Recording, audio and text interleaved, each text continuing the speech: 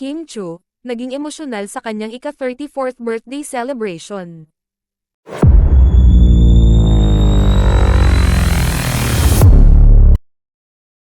Naiyak si Kim Chiu sa kanyang ika-34th birthday celebration na ginanap noong April 19 sa Siargao.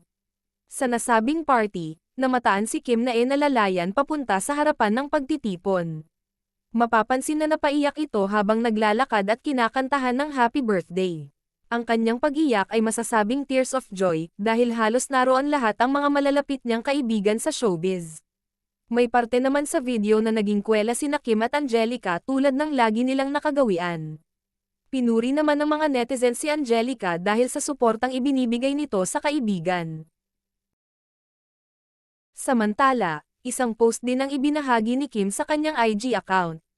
Dito ay mapapanood ang mga pinagsama-samang clip kuha bago ang kaganapan sa kanyang party.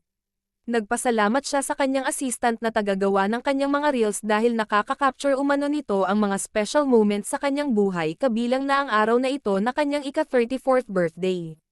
Nagpasalamat din ang aktres sa lahat ng bagay na mayroon siya ngayon sa kanyang buhay. Ayon sa kanya, "I'm feeling grateful for everything that's in my life right now. Maraming salamat po, Heart 34 hits different, but it felt amazing. Thank you, cheers to life, love, and everything in between."